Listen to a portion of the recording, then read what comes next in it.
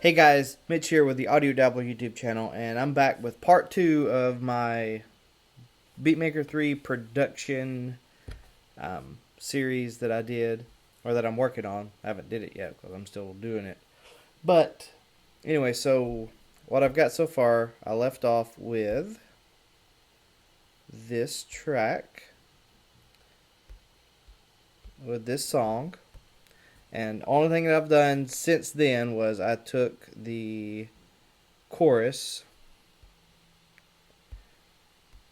and changed it up just a tiny bit. Then it goes into the pre-chorus.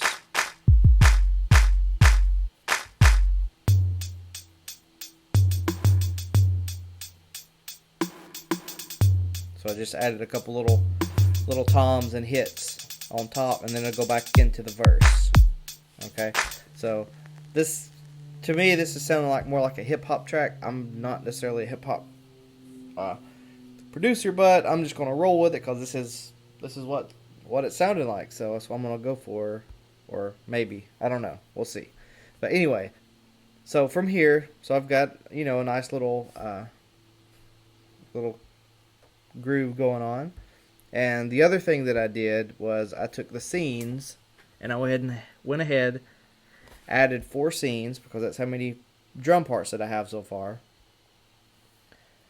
I added 4 scenes, and then as you click on the scene, if you have this highlighted, then you can change whatever, you can add that scene to it, so that way I can have an easy way to just kind of loop. So that's how I like working in Ableton Live, is I like looping in the loop or the scene section, and then once I get some stuff going, then I start copying it over to the timeline and building out the track from there, and then I can switch back and forth, and it just makes, that's kind of the way my mind works, is loops and then arrange, and then I can add in things as I need to change things up.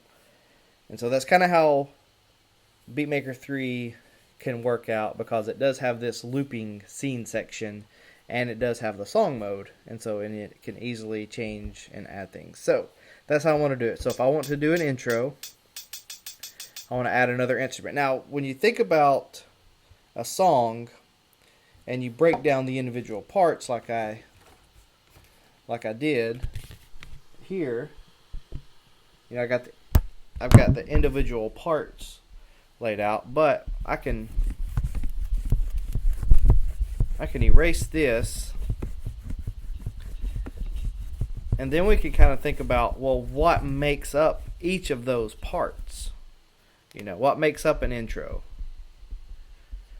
Okay, so usually, depending on the song, depending on the genre and everything else like that, because I'm not an expert, because I know there's like 50 million different genres of electronica, techno kind of music. There's, when you get into rock, you've got prog rock, and soft rock and hard rock and metal, and you've got different types of country, you got R&B, you got rap, you've got, like, I don't know, there's just so many different genres of music out there, and each of them kind of have their own defining things. But like with an intro, you can have drums in the intro, maybe pads or keys.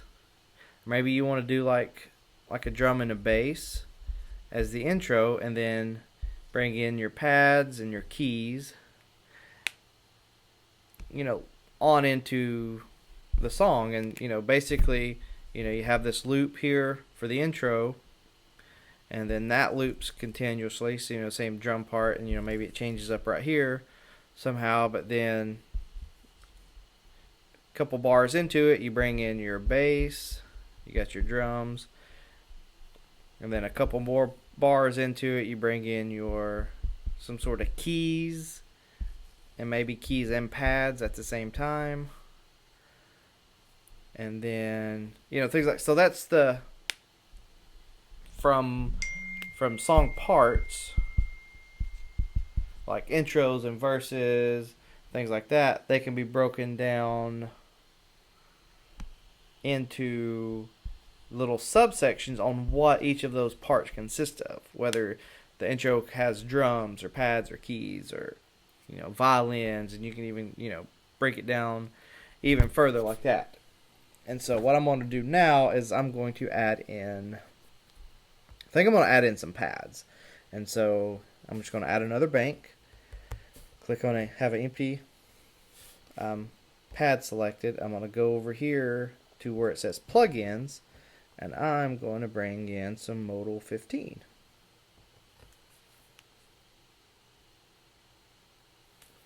Okay, so then from there, I can click on this little icon down there at the bottom, and it brings up the AU plugin.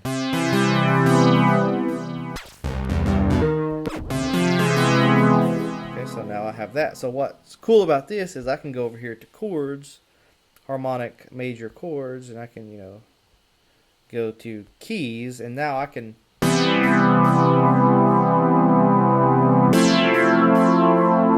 play the chords. And so right now I have the intro looping. I'm on bank B, and so now what I can do is I can create a pattern. That way I don't have to worry about trying to go back in and do anything kind of crazy.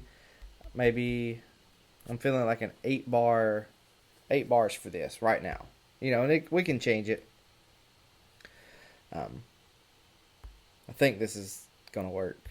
I'm not exactly sure, so let's just go for it. And so I'm going to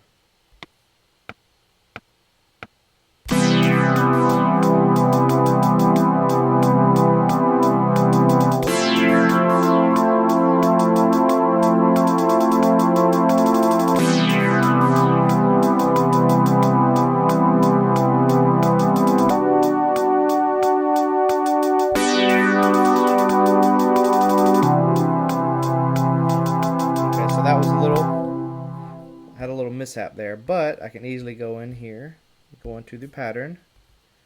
And so what happened was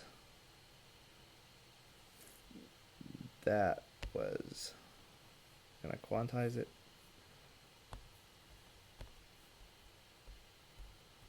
Okay, and then I should be able to drag that out. Okay, so let's see what that sounds like.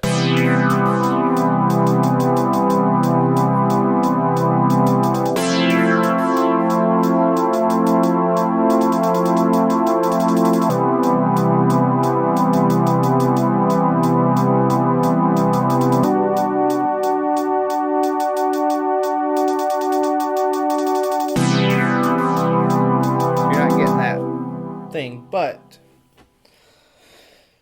let's see. Alright, so now I have that little pattern going in, but I don't want to keep Modal 15 up the whole time. And so what can we do to not have to keep Modal 15 up the whole time?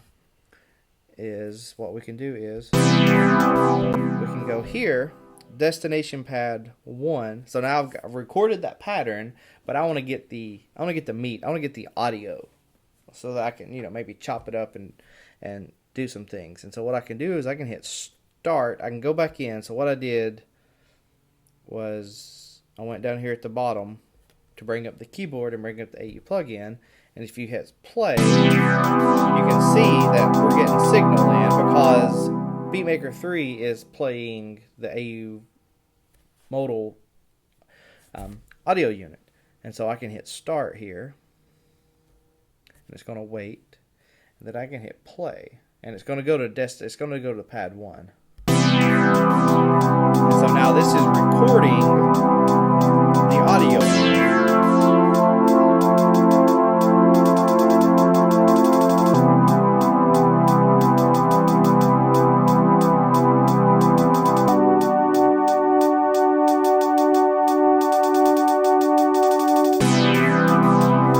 Stop that. Okay, so now if I go into here, I don't know, is there a way to unload the plugin? Okay, so now it seems to be where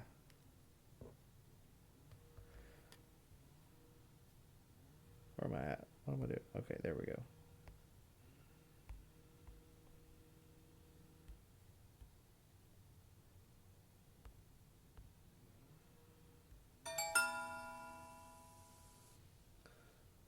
So I guess it is unloaded. I'm still learning. Some of these things still kind of are interesting with this app, to say the least. But okay,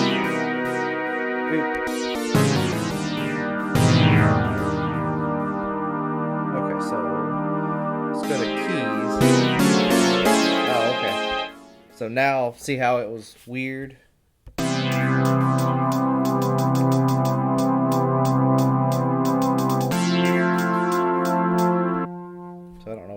How that's playing now, but I guess I can go and delete this pattern because I want to.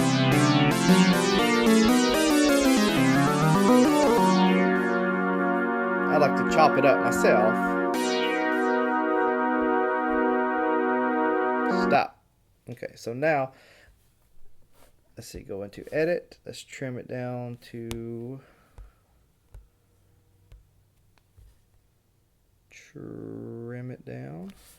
Let's trim it.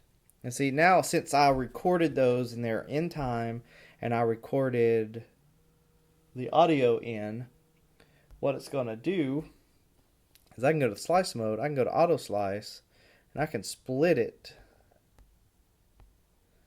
if I want to 64. I can split it to 32. Okay, and then I can save it. I can slice it to a single layer is what I want to do.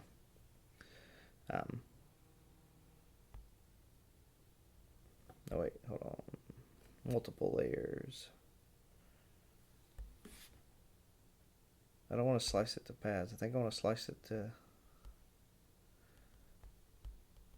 Let's start down here at save.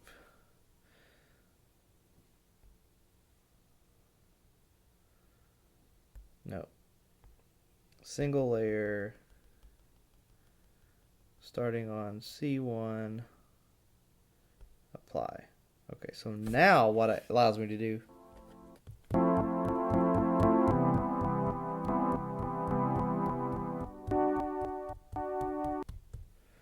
is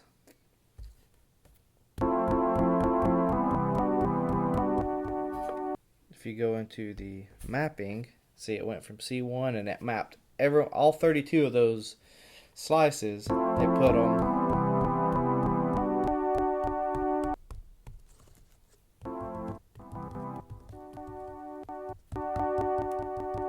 all the way up. Okay, so now I can bring the attack up a little bit. Takes that clipping out.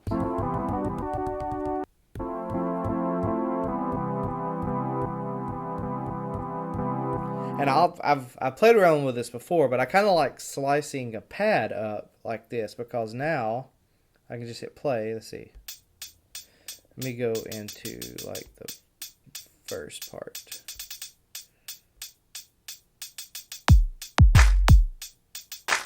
Okay, so now I'm back in B1. I can go.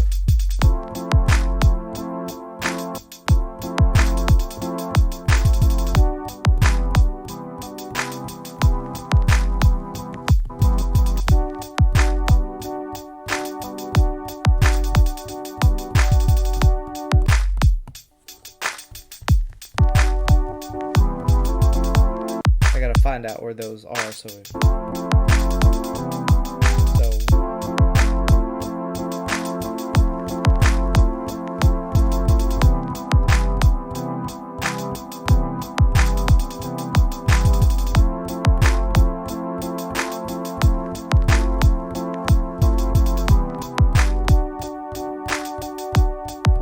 I got it now.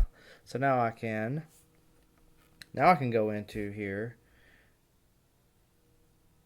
and create a pattern.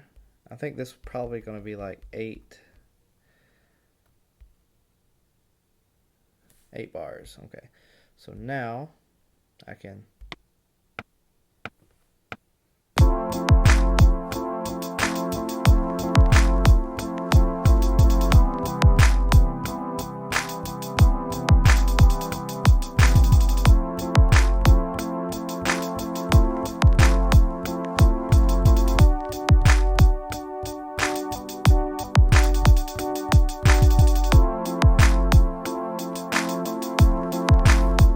I was playing that with my LaunchPad Pro.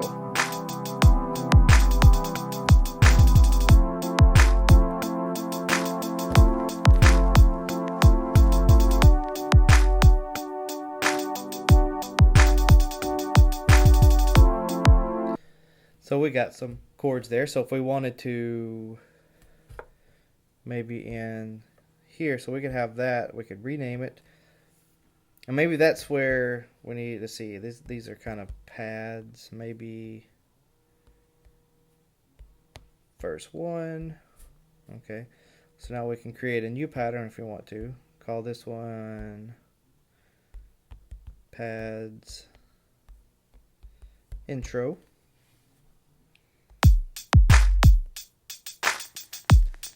We want this 4 bars because the intro is 4 bars.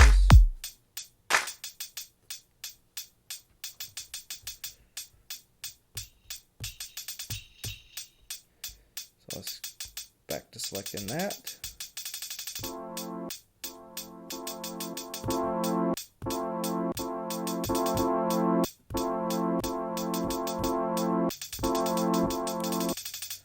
So let's record that in.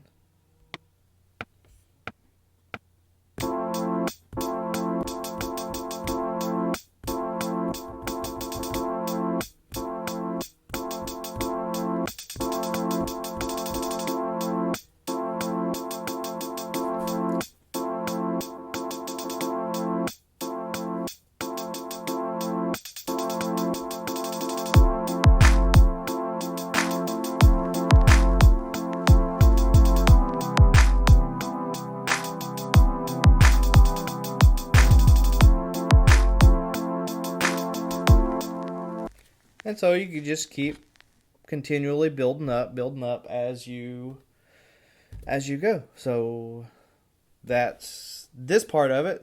So I'm adding the pads in, and next video I will see what I can do as far as getting some bass, and then maybe we'll actually finish the track in parts 4 or something. I don't know. So anyways, thanks for watching, and I will talk to you guys later.